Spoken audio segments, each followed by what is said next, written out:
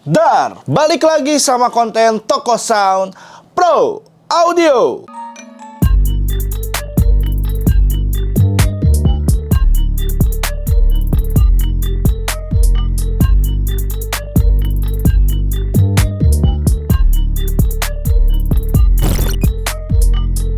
Ya, di konten kali ini kita kedatangan barang baru lagi, yaitu DLMS.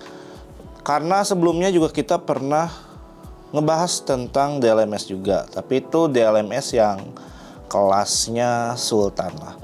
Nah, untuk DLMS yang sekarang datang ini ada di kelas sekitar ya kelas middle lah ini, dan juga ini brandnya nggak main-main. Ini dari brand yang sebagian orang pasti tahu. Ini adalah dari brand Vivi. Untuk serinya adalah VSX26E.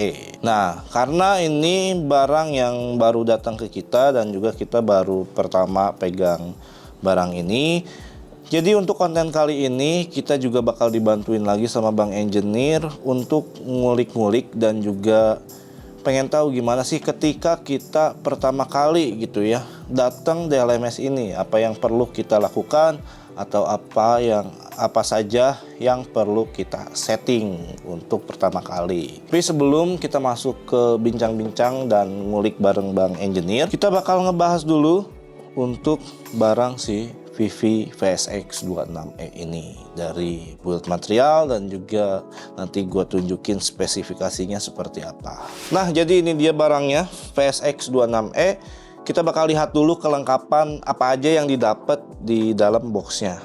Jadi di sini dia dapat dua kabel adaptor. Yang pertama yang colokan standar, yang kaki 2, dan yang kedua ini yang kakinya 3. Dan satu lagi adalah kabel USB printer atau USB 2.0. Dan kita lihat langsung ke barangnya di sini. Secara desain, secara looks dan build material yang dipakai DLMS ini, dia menggunakan bahan metal semua. Jadi untuk kelasan middle ini sangat bagus, rapi, dan juga bahannya solid. Oke, kita lihat di bagian depan. Di sini ada tombol-tombol pengaturan yang hampir semua DLMS mungkin seperti ini ya. Jadi nggak jauh beda. Kemudian juga sudah ada layar. Dan di sebelah kanan pun ada tombol-tombol pengaturan untuk input dan outputnya. Kemudian balik ke bagian belakang. Nah, di bagian belakang ini untuk konektor input dan outputnya. Jadi untuk Vivi VSX26E ini dia memiliki 2 input XLR dan juga 6 output XLR yang ada di belakang semua. Kemudian ada juga di sini Ethernet, nanti kita bisa pakai LAN, bisa kita koneksikan ke PC ataupun ke laptop. Dan juga di sini ada RS232 ya portnya. Jadi kalian bisa pilih antara pakai kabel Ethernet ataupun kabel RS. Nah, itu dia. Jadi untuk bagian depan, bagian belakang, dan juga build material yang dipakai di Vivi VSX26E ini. Selanjutnya kita bakal lihat nih spesifikasinya seperti apa. Nah, karena kita lihat langsung aja di website resminya, jadi gue pengen langsung tunjukin ke kalian untuk spesifikasi lengkap dari Vivi VSX26E ini. Jadi ini dia untuk spesifikasinya.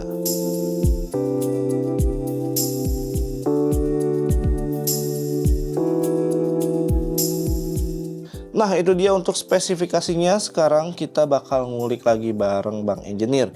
Kita bakal lihat gimana sih cara men-setting DLMS ini dan juga cara mengkoneksikannya ke laptop atau ke PC. Jadi langsung aja kita langsung masuk ke pembahasannya. Oke, Bang Engineer, ketemu lagi kita ya di sini ya. Nah, di sini gue minta tolong lagi nih. Apa tuh? Jadi gue kedatangan barang nih Vivi. Iya. Ini serinya VSX. Oke. 26E serinya. Ya. Nah, kayaknya memang kemarin kita kan udah ngebahas juga tuh yang DLMS yang Sultan. Ya, XTA ya. Ya. Sekarang ini yang versi yang budgetnya bisa ke masyarakat luas lah. Oke. Di sini kita bakal ngebahas tentang setting sih sebenarnya, karena ini kan baru dibuka dan juga baru dinyalain. Terus apa sih yang perlu kita setting atau yang perlu kita lakukan untuk menggunakan si VV VSX 26E ini. Oke, tahap awalnya ya. Ya, tahap awal. Colokin dulu listriknya. Ya, udah. Udah diisi belum tokennya? Ya, tokennya diisi dulu. Nyalain dulu. Nanti dia akan loading. VSX 26E DSP processor itu ya. 2 input, 6 output. Gitu ya. Pakai XLR semua ya? Ya, XLR semua ya. Fungsi sih sama aja sih, crossover kayak gitu. Kayak misalkan mau subnya itu apa dipotong high-nya, jadi bisa merubah frekuensi sub, si speaker segala macam, atur delay ya sama lah DLMS biasa lah standar. Cuma kan apa yang membedakan? Iya. Gitu Karena secara harga aja dia jauh banget tuh. DLMS sampai berapa? 90-an ya? Iya. 70 90. XTA. XTA, sorry, ya. XTA. XTA ya, karena preamp-nya masih UK kan dia. Iya, UK. Pabrikan UK dia ini, bahaya. Kalau ini kan middle lah, kelas menengah ya. Iya, yang semua bisa Ya. terjangkau lah ini mah DLMS ini mah. Di LMS, tapi enaknya dia kan dia punya 6 output, 2 input. Oke, untuk tampilan awalnya tuh seperti ini. Terus dia ini ada kontrolnya. Kontrolnya itu ada utility, terus maupun gen control, delay, kompresor sama seperti DLMS lainnya. Kayak gitu ya. Terus untuk tombol utility ini dia mengetahui memberitahukan ID number. ID number ini nanti berguna untuk ketika dia mau dikoneksikan ke PC. Gitu. Terus kita pencet lagi utility lagi, ada manual IP setting. Nah, inilah manual IP setting dari CPV, standarnya itu ini. Bisa nggak dirubah jadi DHCP? Bisa, misalkan kayak gitu. Atau mau di setting lagi manual segala macam bisa. Misalkan sampai kalian punya IP 192.168 0.1 misalkan gitu, bisa dirubah jadi 0.2 punya CPV kayak gitu. Kalau DHCP berarti otomatis ya? Kalau DHCP udah ngikut sama si Laptop ya atau PC? enggak ngikut sama si router punya. Oh, sama si Kalau router. si statik kan kita harus mengikuti apa yang sudah si alat ini buat kayak gitu sistemnya. Terus ada password segala macam, terus ada analog source select, ada inputnya. Terus copy channel juga bisa di copy, input A di copy ke channel B, input B, ada delaynya, delay unitnya selectnya dia bisa dirubah, mau second kah atau mau feet kah, biasanya terus ada lagi meter, biasanya kayak gitu, second, feet, meter, cuma ini dia, ini ada meter tuh. Jadi mempermudah untuk kita tuning. Kalau misalkan jarak speaker di antara speaker 1 dan speaker 2 kan kita tembakan, kita nggak tahu jaraknya maksudnya berapa sih milisecondnya, kan kita nggak tahu. Tapi kan si alat ini dia mempermudah user, ketika ditembak jaraknya cuma dapat 7 meter, oh ya udah isi aja 7 meter di sini delaynya. Segimana jaraknya? Nanti dia kasih tahu tuh milisecondnya berapa dari 7 meter itu. Kan 1 meternya itu kalau nggak salah delay itu jarak antara speaker 1 meter itu 2,91. Oh, berarti pakai rumus rambatan suara ya? Iya. Cuma Kayak ini gitu. udah Ini nggak tapi usah ngitung kita. betul, ini udah nggak usah ngitung, tinggal udah ngukur dapatnya 7 meter, ya udah nanti tinggal di setting delaynya 7 meter kayak gitu. Nanti dia akan berubah tuh ke milisecondnya kayak gitu. Ini cuma delay unit select kayak gitu ya. Terus ya dah, selebihnya sih seperti itu. Fungsi yang lainnya sih ya gen, delay, kompresor, PAQ, crossover, popularity, link, matrix, dah simpel seperti itu sih. Oke. Sekarang ini kali ya, kalau di yang kemarin XTA itu routing input outputnya kan bisa di custom juga tuh. Ya. Ada 2x4 kalau nggak salah, ada Iya. 2x8 Iya. kan. Iya. Ini di VV VSX ini bisa nggak? Bisa. Oke, untuk di output levelnya di sini kan ada bacaan edit, mute dan segala macam kan. Ada input levelnya juga di sini ada bacaan edit. Ketika kita mau merubah output 1 mau dimasukin ke input A, dia bisa. Sebelah sini kali ya, pindah ya. Sama aja sih lah. Biar itu ya. Ya. Kena kamera dia. Boleh. Blocking. Oke, misalkan kita coba rubah ya. Di sini kan ada bacaan edit, output level edit, input level edit. Nah, ini kan jadi pertanyaan tadi kan, bisa nggak misalkan outputnya masuk ke A atau ke B atau kemana segala kayak gitu kan, kayak XTA punya kan. Kan di XTA kan ada A, B, C, D gitu kan kemarin kan. Nah, ini juga bisa, cuma bedanya 2 channel, nggak 4 channel. Oke, misalkan contoh ini outputnya output 1. Nah, di sini kan ada pilihan.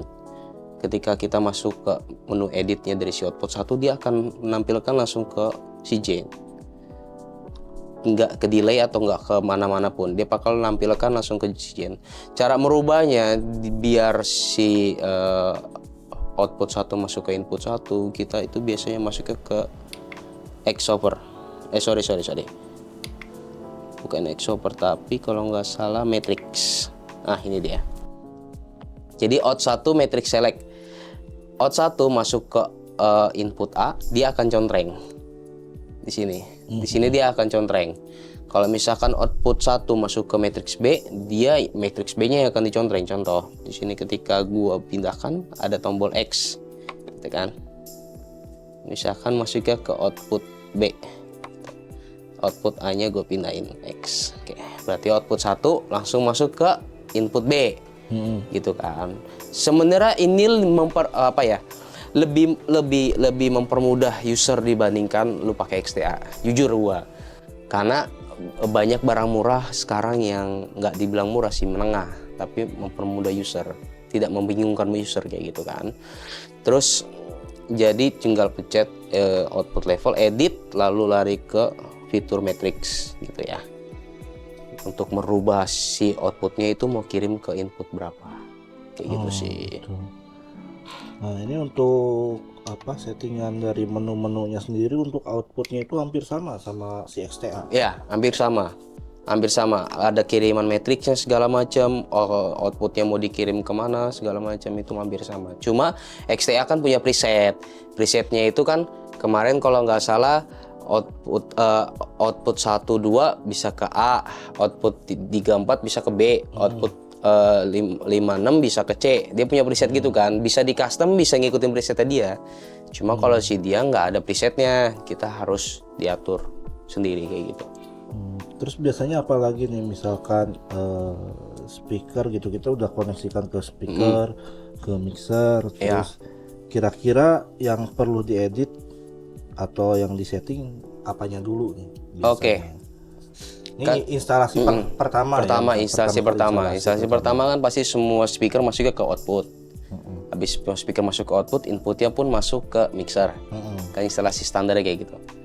Ketika udah masuk, kita cek dulu di sini. Contoh, tadi kan di sini gue udah buang ke matrix B.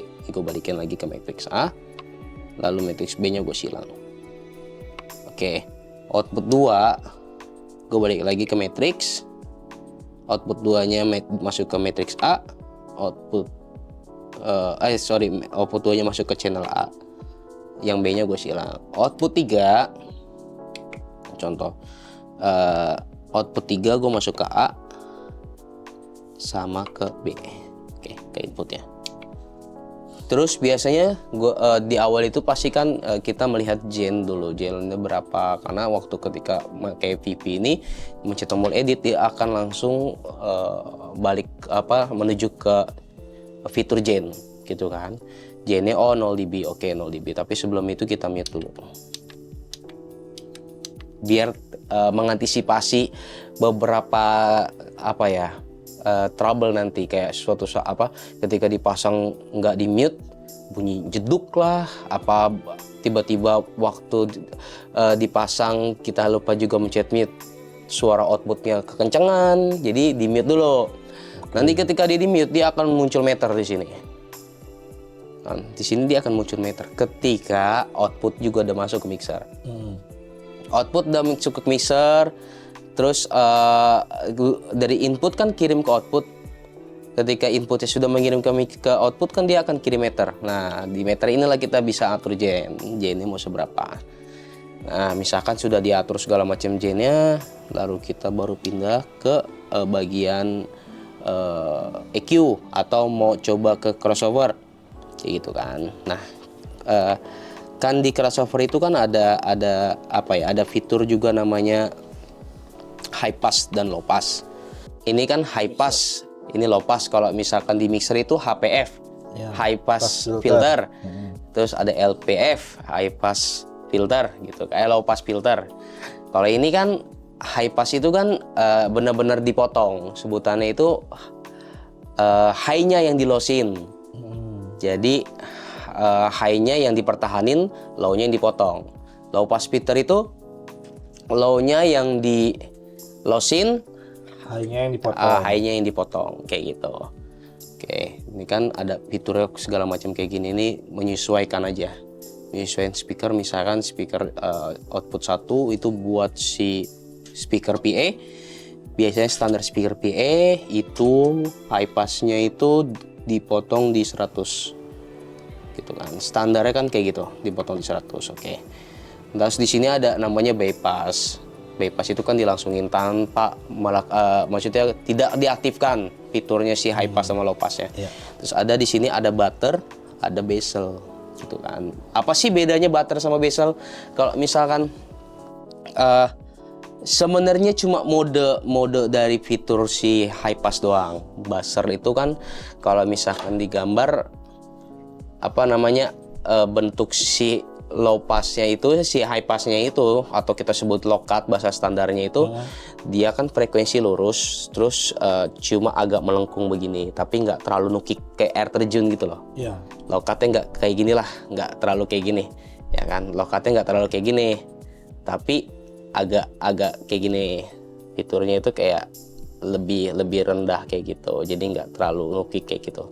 Terus ini kan basel -6, nah berarti kan turunnya itu cuma sampai -6 dB. Nah di sini pun ada -12, berarti kan turunnya cuma sampai -12. Bedanya basel sama butter itu bezel sama butter itu biasanya lebih nukik dibandingkan bezel gitu. Bezel itu nggak terlalu nukik, tapi butter itu lebih nukik. Oh, dia kayak Modenya. nge-curve ya. Iya, nge-curve kayak gitulah, lebih nge-curve. Sama di di LP juga gitu, LP lagi low pass juga begitu. Butternya sama bezelnya itu pasti lebih lebih nukik si butter dibandingkan si bezel kayak gitu. Pokoknya dia sampai di sini kalau ada baca -48 ya udah dipotongnya sampai -48, nukiknya sampai -48 kayak gitu. Terus dia tinggal diatur frekuensi berapa yang mau di cut kayak gitu. Ini biasanya yang high pass low pass ini standarnya itu mengacu ke spesifikasi speakernya atau penempatan speakernya? Enggak, biasanya sih low pass sama high cut itu digunain nah jadi kan ada speaker kan nggak cuma yang digantung doang, maksudnya kayak speaker PA kayak gitu, point source kayak gitulah kan. Tapi kan speaker kan ada sub. Gimana caranya si sub dan juga si PA itu atau FOH atau point source itu dia sinkron. Berarti kan emang nggak ada salahnya speaker point source itu ngebuat sampai 20 Hz dari 20 Hz sampai 20.000 gitu kan. Nggak ada salahnya dia buat frekuensi kayak gitu. Tapi kalau misalkan khusus untuk live biasanya speaker point source itu akan dipotong sampai 100 kHz. 100 Hz. Yang High passnya itu akan dipotong sampai 100 Hz. Kenapa? Karena kita membutuhkan low-nya dari si subwoofer, bukan low-nya dari si speaker point source. Gitu. Nanti dia bisa nabrak frekuensinya, makanya dia dipotong sampai 100 Hz. Terus untuk low frekuensinya atau low passnya itu dia dilosin, dibiarkan sampai 19.000 kHz atau 20.000 kHz. Cuma yang dipotong itu high passnya aja sampai 100 Hz kayak gitu. Ini udah nih kita sedikit setting melalui device-nya. Katanya bisa di-setting juga di laptop nih. Oh, oke. Beberapa di LMS zaman sekarang itu atau zaman dulu juga sebenarnya bisa dikoneksikan via laptop. Cuma kan dulu kan jarang banget yang pakai kabelan. Dulu itu cuma pakainya bisanya USB ataupun juga pakai kabel apa ya, RS32 gitu kan. Nah, si PV ini dia bisa support dengan kabelan gitu ya untuk koneksikan ya. Nah, misalkan di sini gue udah pasang kabelannya di belakang. Terus seperti yang kita lihat di awal itu ada utility. Nah, sorry gue exit dulu. Kalau nggak di exit, nggak dipencet tombol exit, dia nggak akan bisa ya. Jadi gue akan masuk exit, lalu gue mencet utility. Oke, di sini akan terlihat ID number select, ID 1 gitu ya. Terus di sini bisa diganti juga ID 1, 2, 3 segala macam. Oke, terus gue next, gue mencet utility lagi. Di sini ada manual IP setting. Nah, IP-nya ini yang harus gue terhubungkan dengan si laptop. Nah, contoh, sini gue agak miringin aja ya, kayak gini biar gampang. Oke, di sini tahap awalnya itu gue harus menyesuaikan IP laptop ini dengan si PV. Network settingnya tuh harus disamakan dulu. Jadi gue di sini harus melihat apakah si kabelan ini sudah connect apa enggak. Oke, di sini sudah connect jaringan tidak dikenal tapi no internet, ya kan? Nah, setelah di sini gue akan masuk ke dalam open network dan internet setting. Ini standar ya. Biasanya kalau pakai PV kalau mau dikonekin dengan komputer dia harus seperti ini. Lalu gue di sini masuk ke change adapter option. Di sini terlihat ada Ethernet yang sudah terkoneksi tapi jaringan tidak dikenal atau juga bisa disebutnya dengan no internet. Lalu gue masuk ke properties. Setelah gue masuk ke properties, di sini biasa Ethernet protocol version 4TCP/IPv4. Nah, di sini ada obtain IP address automatically. Bisa disebut dengan juga DHCP, ada juga dengan static. Nah, static itulah yang kita akan menyambungkan IP gua ini dengan IP si PV. Nah, di sini kan ada di manualnya itu 192 168 1101. Oke. Terkoneksi. Di sini gue langsung mencet enter aja. Jadi kita nggak perlu isi subnet max. Subnet max-nya itu biasanya 250.250.250.0. Ketika gue enter, dia akan baca you have enter and address gitulah. Pokoknya di okein aja, nanti dia akan terisi otomatis gitu ya. Terus untuk default gateway-nya biarin aja, nggak usah diisi. Lalu gue mencet oke. Setelah oke, terus oke lagi sampai keluar. Nah, berarti samain sama ini ya? Ya, disamain sama IP-nya dia dari 192.168.1.01 gitu. Sorry, nggak 1.01 ya. Tapi nggak disamain, sorry nggak disamain. Harus dibedakan. Maksudnya ini kan kita masuk satu jalur dari apa ya? 192.168. IP-nya itu kan biasanya ada yang 0, ada yang 1, ada yang 2, 3 segala macam gitu kan. Di sini kita ambil buntutnya aja, bahasa sederhananya seperti itu. Bahasa sederhananya itu gue ambil buntutnya kan si PV buntutnya itu 101. Ya. Nah, gue mau masuk 102 itu nggak masalah, atau gue mau masuk 1.2 itu nggak masalah, atau masuk 192.168.1.3 itu nggak masalah. Selama dia dalam satu jalur gitu ya. Bahasa sederhananya seperti itu, selama dia dalam satu jalur. Jadi ngambil buntutnya aja. Kan si PV punya 192.168.1.101. Nah, di sini gua ambil buntutnya aja, nggak ngikutin 101 tapi gua isi dengan sendiri. Bebas lah. Bebas, ya, itu ya. tapi dalam ada jaraknya itu IP-nya kalau nggak salah terakhirnya itu sampai 244 apa ya kalau nggak salah ya. 200 sekian lah ya. 200 sekian itu ada batasnya pokoknya. Sini gue cuma isi 1.3. Oke. Ya, tadi karena kelihatan ada pantulan di monitor, jadi kita cut dulu. Ya, jadi kita pindahin ya. Oke, jadi kalau misalkan udah download Sofera, tampilan akan seperti ini. DSP Processor Editor PV ya, tampilan akan seperti ini. Nah, terus cara konekinnya gimana? Setelah IP-nya sudah dihubungkan, ini kan udah masuk device ID segala macam. Nanti ada apa ya, bacaan di sini offline atau online gitu ya. Jadi ini masih sistemnya offline. Gua akan coba online-in. Nah, ketika dia sudah terhubung langsung, dia akan ada nggak akan ada bacaan, tapi dia langsung terbaca di PV-nya itu PC connected. Nah, jadi kalau IP-nya tidak disesuaikan, di sini gue balik lagi ya.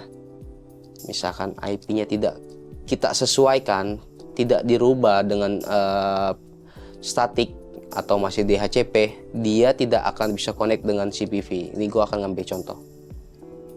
Jadi siapa tahu ada teman-teman punya troubleshooting di mana tidak bisa connect dengan PC ya. Sini kan gue masuknya dalam mode DHCP. Ketika gue dalam mode DHCP, terus gue coba offline-in, terus gue coba online-in lagi, terus dia akan bacaan di sini scan internet. Gue coba scan lagi, scan Ethernet, no device found, tidak akan terbaca. Gue set juga, gue hitungin input ID numbernya kan tadi di sini kalau nggak salah ID number 1. Terus input IP addressnya di sini kan tadi 192.168 punya CVP 1.101. Di sini gue rubah 1.192.168.1.3. Gue set network connecting.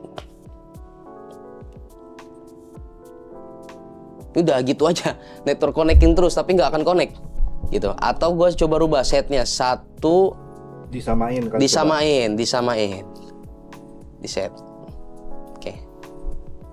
Network connecting sampai apa ya, monyet berubah bulu kali ya, sampai lebaran monyet juga pun nggak akan connect kayak gitu. Oh, jadi pada intinya kalau misalkan settingan di DLMS-nya statik, Ya, berarti di laptopnya pun harus statik. harus statik. Kalau kayak gitu. DHCP baru DHCP di Ya, laptopnya. kalau DHCP si DLMS-nya udah sistemnya DHCP, kita nggak usah pusing-pusing. Kayak gitu, udahlah ikutin aja DHCP, dia pasti langsung terkoneksi. Tapi kan ini statik, kita harus rubah.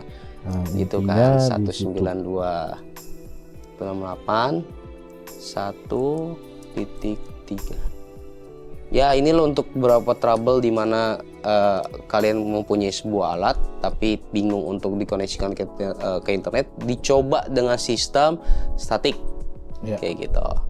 Yang penting sama lah ya, Pasti device ya. sama laptopnya statik, Ya. ngikut statik juga. Ya, pasti ada lah namanya di buku panduannya itu sistem standarnya itu berapa sih? Gitu, tinggal ikutin aja.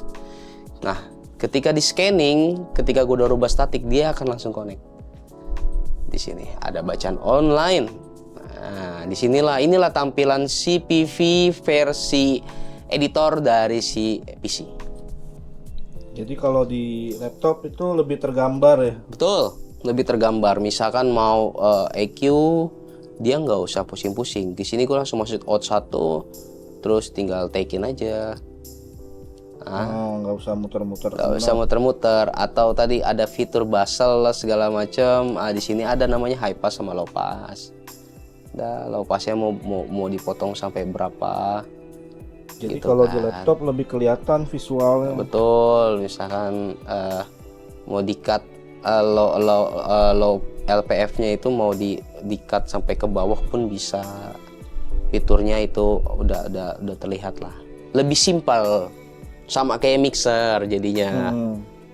Kan Dan bisa ditaruh di meja operator juga. Ya, kan betul. ini direct kan pasti kan? Betul, ini direct. Kayak gitu. Jadi instalasinya itu ya udah, ini kalau misalkan ditaruh di depan panggung tinggal tarik kabelan aja, nanti koneksinya tinggal via laptop di ruang operator. Kayak gitu. Ya. Udah ya, biasanya kini tinggal setting-setting aja Iya, lah sesuai kebutuhan di lapangannya seperti apa. Iya, setting standar udah, tinggal setting di LMS seperti layaknya setting aja. Kayak gitu. Jadi nanti kalau teman-teman punya pertanyaan nih, kira-kira apa mungkin kurang jelas atau mungkin mau request apa lagi gitu ya. Iya. Bisa ini lagi apa bisa VSX lagi. Iya, atau mau Atau mungkin di-compare. nanti di-compare yang harganya juga jelas yang setara Ya, lah kan setara. ada XTA, ada PV, terus ada yang lokal punya Silver Case ya. Terus apa ada lagi ya? Cina juga punya Marani, ada Asli. Gitu kan. Terus ada DLMS yang lain-lain lah, banyak lah. Behringer juga ada ya? DLMS ya? Ada Ya, DBX mungkin mau coba dong di compare lebih apa namanya lebih mempermudah user yang mana. Terus pre-M-nya gimana kayak gitu. pokoknya selama barangnya kita ada punya bisa didemoin bisa dikontenin kita keluarin. Betul. Tapi kalau sama XTI kayaknya nggak mungkin ya. Terlalu jauh. Terlalu jauh. Dari pre-M-nya pun XTI itu lebih powerful. Ya, jadi gitu tulis aja di kolom komentar gitu ya. Iya. Udah sih kayak gitu aja sih Ya, Bang ya, Engineer, ya. buat konten kali ini. Oke. Jadi ini ya bisa dibilang pengenalan dulu lah ya Ya. VSX ini. Oke. Oke. Thank you Bang Engineer. Ya. Sama-sama ya. Ya, jadi itu dia untuk konten kali ini. Jadi kalau misalkan kalian memang punya pertanyaan bisa langsung tulis aja di kolom komentar dan jangan lupa untuk subscribe channel kita Toko Sound Pro Audio dan jangan lupa untuk like juga video ini dan juga share-share ke teman kalian.